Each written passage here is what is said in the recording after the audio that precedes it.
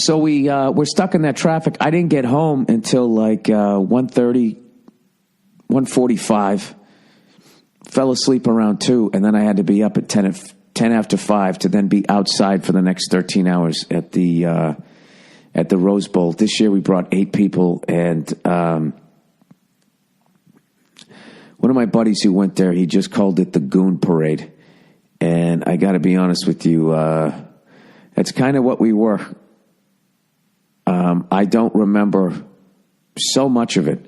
I remember the whole game because I just stopped drinking because I had to drive. So I just remember walking to the stadium. And after that, I remember the entire fucking game. So I'll take you through what I remember. So we fucking get there, right? First time ever, we get there so fucking early. They haven't even opened the gates yet. So when we finally get in, we're parked just outside the VIP parking. I mean, we had like a 5-minute walk to the stadium. It was fucking tremendous. And I remember Bartnick giving me a Miller High Life, the big grin on his face, because we always had the Miller High Life to start the day. Lawhead got his fucking... Lawhead made it, by the way. He made it, you know. I'll never smile again. He made it, and he got all 3 of his fires going and getting ready for the breakfast sandwiches. And I want to say that I waited till after I had Lawhead's unbelievable breakfast sandwich. It's the best breakfast sandwich I have every fucking year, is that one. And it was absolutely delicious. And my favorite thing was looking over at Verzi after he was 2 bites in. And I was like, hey, Paul, I go, how's that breakfast sandwich? And he just fucking shot me a look like, are you fucking kidding me? So I was already psyched, and I knew he was going to have a great time. And after that, I was like, hey, I'm like, who wants a heater? And everybody's like, yeah, all right. So he poured like fucking 8 of them. And I had those big square ice cubes. I had made those and brought them over in a Ziploc bag like a fucking, kilo of Coke. So I drop them into everybody's plastic cup, and they're so big, they don't make it all the way down to the bottom of the glass. So the booze is actually below the ice level, and everybody's laughing. I'm like, well, you just got to you got to pour more booze in there. And then you put your hand over the ice cube and it'll melt down, and that became the technique. And then after that, it just became like a slideshow. Just the stuff I remember.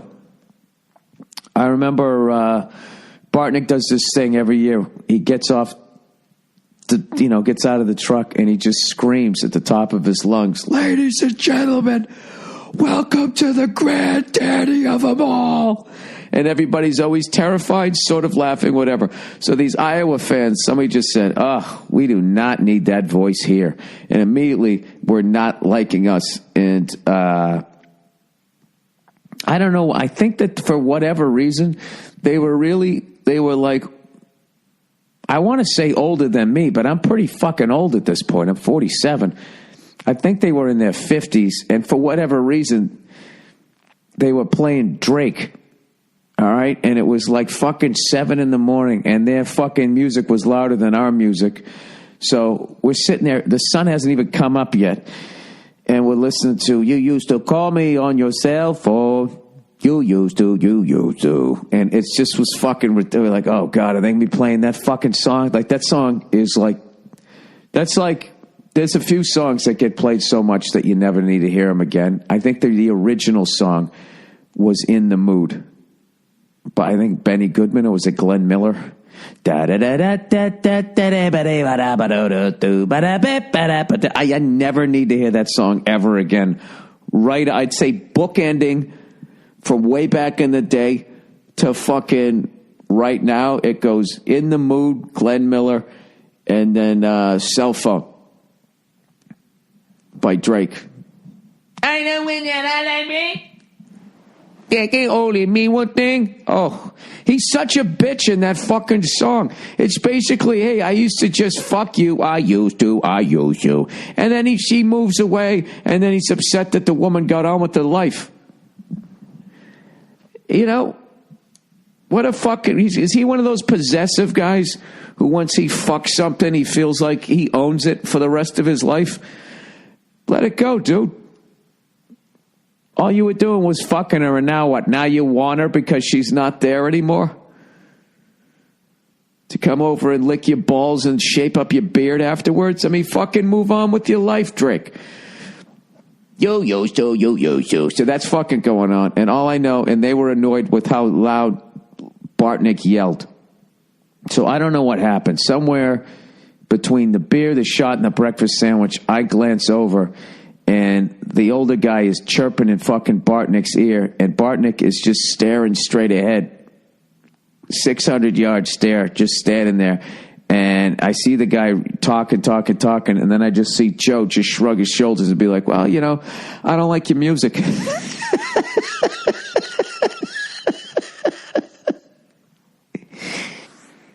And I got to be honest with you, fucking, I don't know what else he said, but 10 minutes later, those people were just gone, and we never saw them again.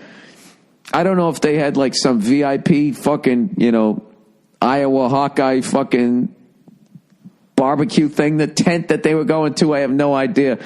But we were dying laughing. They had one conversation with Joe, like, hey, do you mind keeping it down a little bit? And Joe just gave him the death fucking, you know, the 600-yard stare. And that was it. They just fucking left. So that problem was solved. Then we were throwing the football around.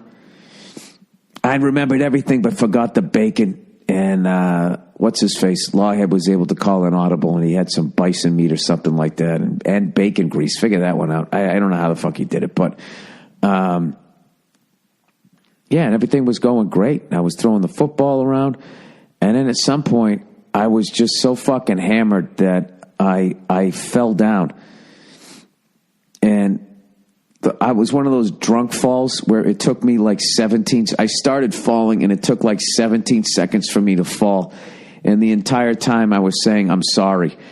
It's now known as the I'm sorry fall. And it took me so long to fall that just about everybody at the tailgate saw it. And I think if what happened was I was standing. Lawhead had this tent, you know, one of those 4-posted tent things. I was standing underneath it, and unbeknownst to me, was right behind me was my cooler and all the other coolers and all the bags of groceries sort of sprinkled out, right? And I was talking, and I did an about face to start walking, and immediately tripped over the first cooler, all right? And as I was trying to get my leg to an open area without stepping on hamburger buns, I just... You know, there wasn't any space to put my feet down.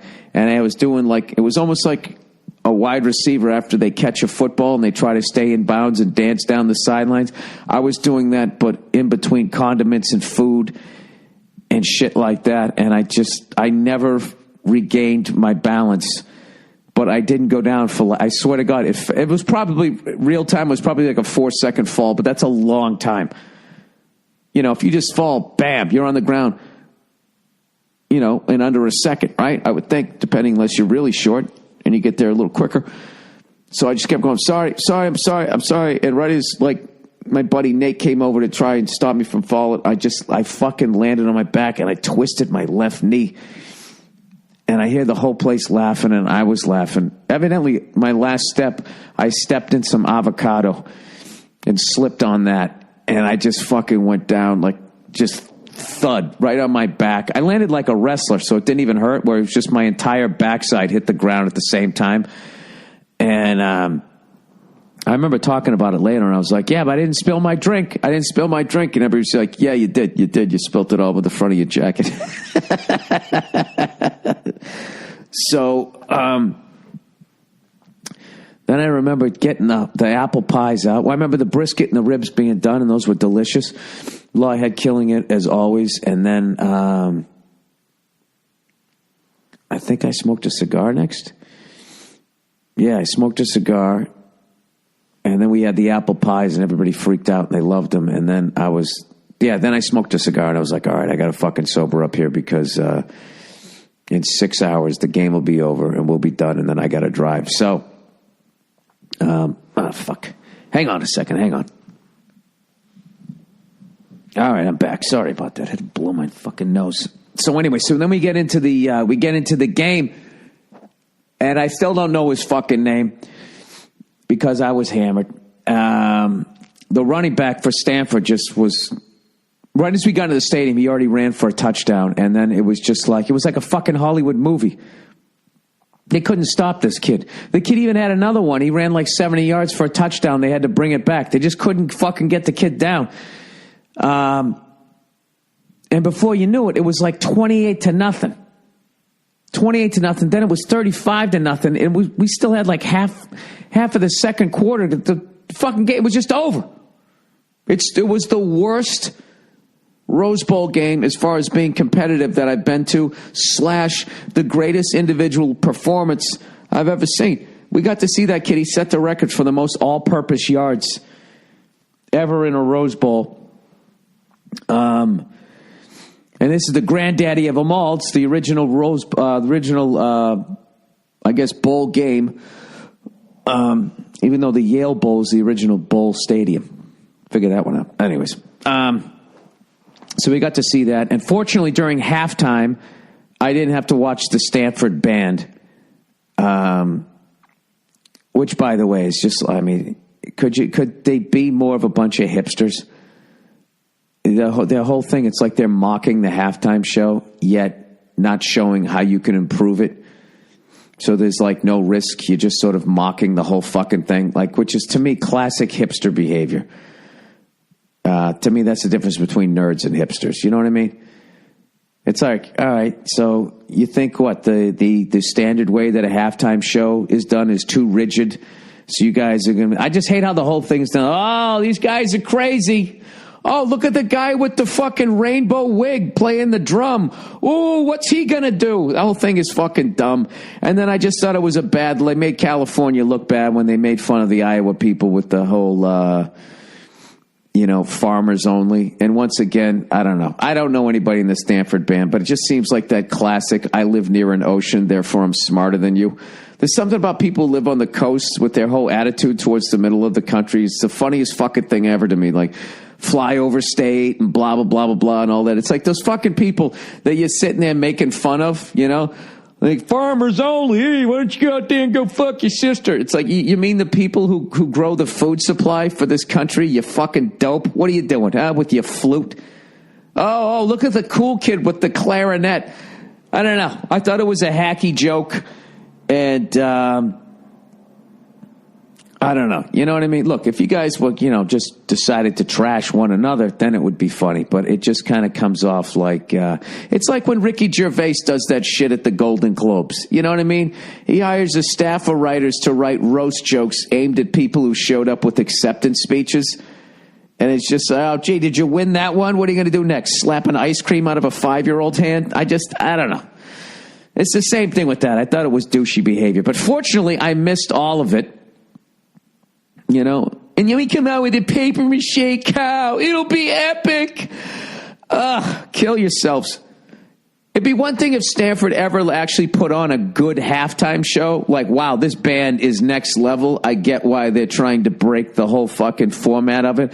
But if you actually watch the competitions of the best fucking college bands out there, their fucking drum lines alone would destroy anyone in that band. So, I don't know. Every once in a while, I'm a fucking conservative, and I'm a conservative on that one. I just think, you kind of fucking made an ass of yourself. But anyways, I just hate the deliberately bad dancing that they do.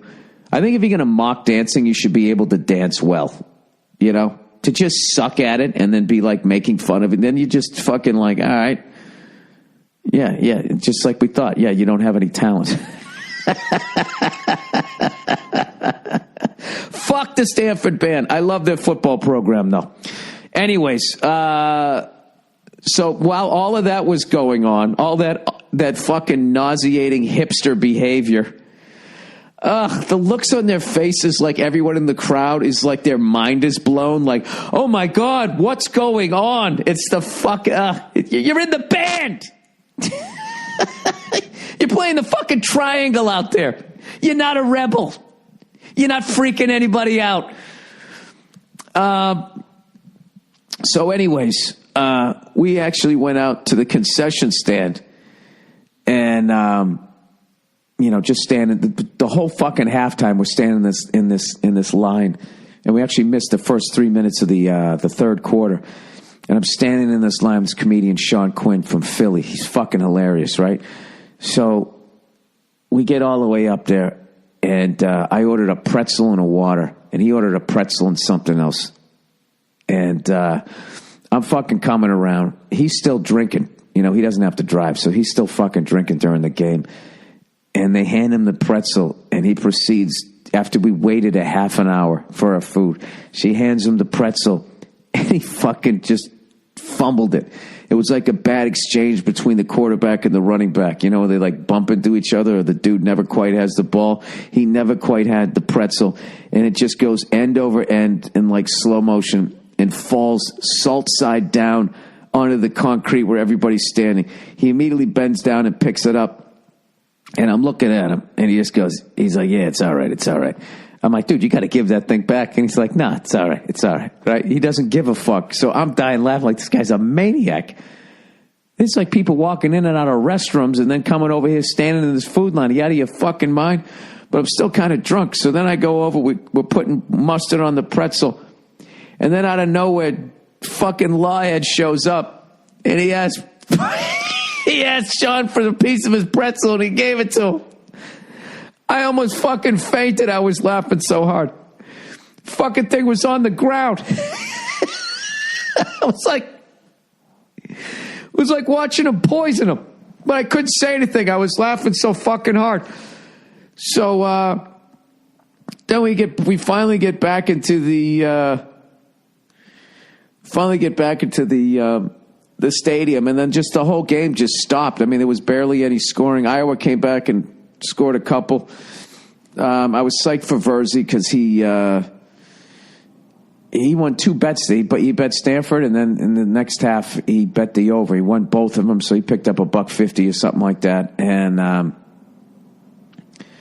don't know. Then we just ended up going back. The game was over, and then we went back to the truck.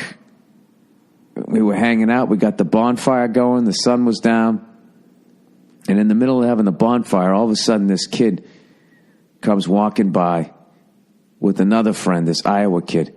And he goes, hey, that bonfire is illegal. You can't have it. It's illegal. And right as he was about to be like, go like, ha, ha, ha, I'm just fucking around, the Philly guy, he goes, oh, shut the fuck up, you fucking blah, blah, blah, right? And then the kid fucking puffs up his chest. There's like 10 of us sitting here.